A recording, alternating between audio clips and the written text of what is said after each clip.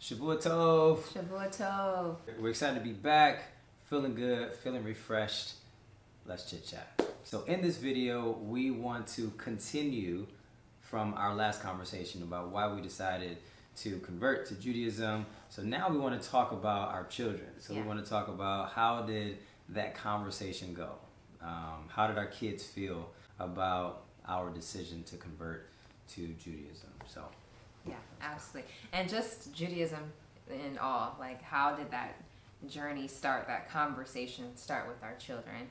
And we have amazing kids. We just want to say like how proud we are of our children, and we couldn't have done any of this without them because they've just been so supportive and understanding and wanting to learn, which is just so beautiful.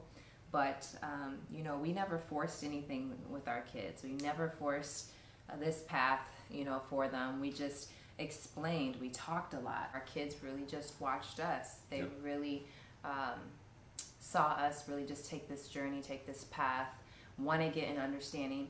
And the good thing about our children is that they ask questions, and that's, I think, was the biggest thing to allow them to want to go on this path for themselves, was just to ask questions and have that open door for them to ask those questions. Because this was such a big life change, we knew that this was going to take some time.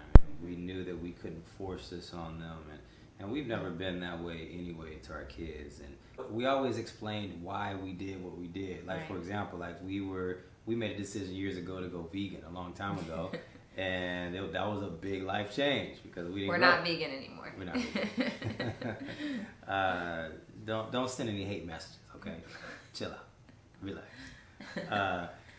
But when we made that decision, we had to explain a lot about why we do what we do, and like we have this saying that we always say, like, when you help people understand why you do what you do, then what you do makes sense. And that's always been kind of our family motto. When we're explaining different things to our kids, we explain to them why we did it, right? And then it made a lot of different things made sense or whatever. But we wanted to make sure that our kids had a voice. We wanted to make sure that when we were explaining this life decision, this big life decision, we wanted to also create a space to where they feel that they had a voice. So if they had some disagreements, they didn't like something, they felt comfortable, or there was a space at least for them to say, hey, Mom and Dad, we got to talk about this. Yeah.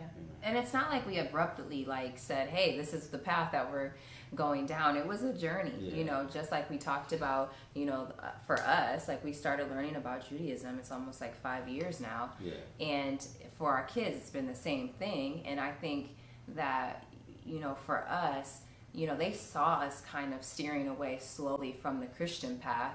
So from that point, they were curious of, okay, what's happening? They noticed that we weren't going to, church a lot. And so I think our kids were smart enough to see that something is shifting, something is different. And we always explained to our kids what we're doing. We never left them in the dark, or we never, just kind of did things secretly. We were always just like an open door for our kids to, be able to ask us any questions. And I think that's the greatest thing that a parent can do, is just have that open door for your kids. And when they have that curiosity, they have questions, and that's what we did, for them for that. And they just kind of slowly saw the shifts and the changes happening within us, within that journey.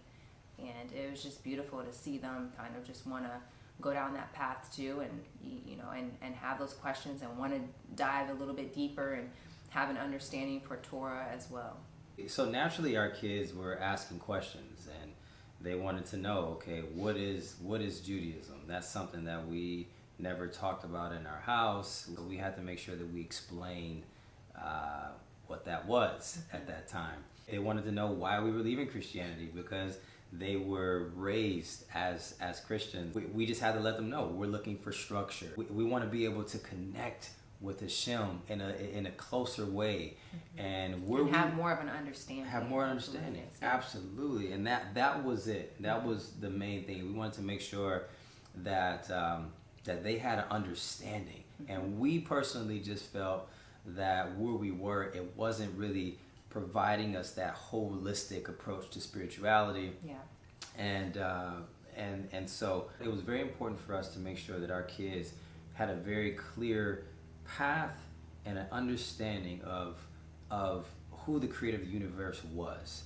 And we feel that that's where we felt that Judaism filled in a lot of those gaps for us, and it made the most sense for what we were looking for. And so we also want to say, as we're explaining our story, we want to just make sure that we let you guys know, everybody that's watching, that this is our story that we're sharing, and this is not a proselytizing platform. This is not a channel that we created to try to tell you you're wrong, to try to get you in our thing, or whatever that means. Right. We're definitely not interested in people trying to come here to try to condemn us and to tell people or to tell us that we're wrong. We've had that on our last video, and we just ask, just out of respect, just respect everybody's channel, respect everybody's platform. We promise we're not going to come to your platform and try to mess up your whole situation. And we've just had some messages that we've seen in our last video. Some of them were a little bit interesting, but I just wanted to say that we're just sharing our story. We respect your journey. We respect everybody's journey to spirituality, or to we respect everybody's journey. We understand that everybody is searching for that connection to the creator of the universe, right? Everybody's searching for truth, right? And we respect that journey, and so we ask that you just respect ours as well. But like he said, I think for our kids, just their curiosity was like the greatest thing that we could have asked for, because instead of them just sitting there and being in silence and just watching us and kind of questioning and leaving us in the dark of like, okay, are our kids, do they want to go on this journey? We don't know. No, our kids have always been the type to ask questions, which has been the greatest thing for us, because then they can take what our answers are and also and study it for themselves. But that was what was beautiful, is that everything that we did share with our kids, we showed them in Torah. Yeah. So that was something that we weren't, to be honest, we never did that before with things that we did believe. So when in Judaism, for us to be like, hey, the question that you have, let me show you. Exactly. And it was there, right? So I think our kids really, appreciated that we were able to show them exactly, what we were talking about. And again, we never forced our kids. Even for my daughter, it's beautiful. When I chose to dress more modest, I didn't force that on my daughter. I told him, in timing, if she's ready and she wants to, dress more modest, then that's up to her. And one day she did, without me saying anything. She came up to me and was like, Mom, I think I want to start wearing dresses.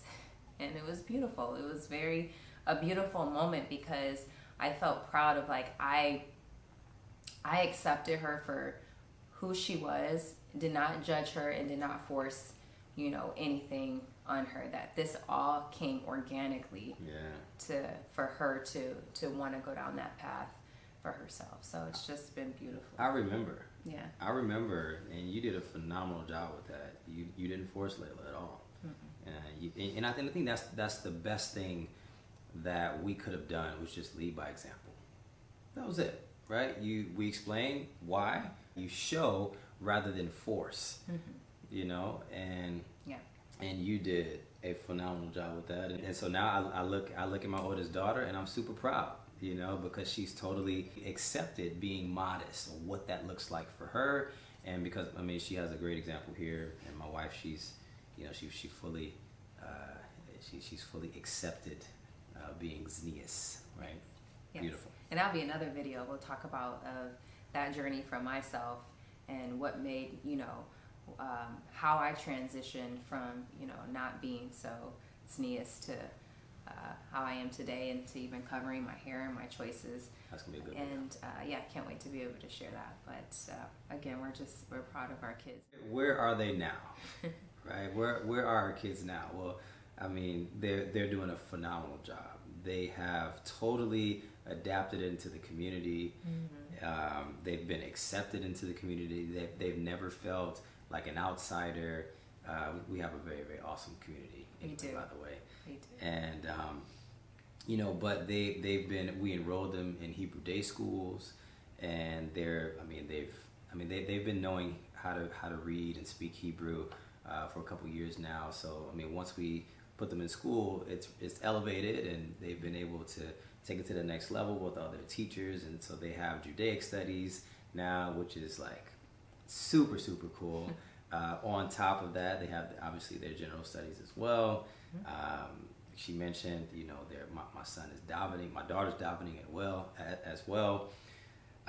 They're just doing a phenomenal job, and we have to take a step back sometime and just look at them, because we're so proud, because we understand that this is not easy. Yeah. It wasn't easy, and it's still not easy.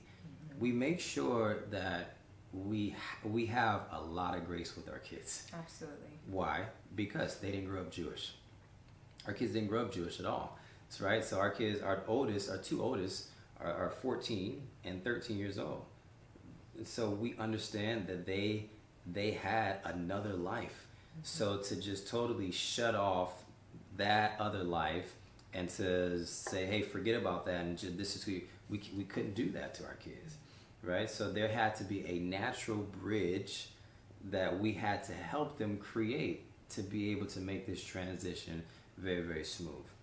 Yeah, we just had to allow them to grow in their time, in their timing.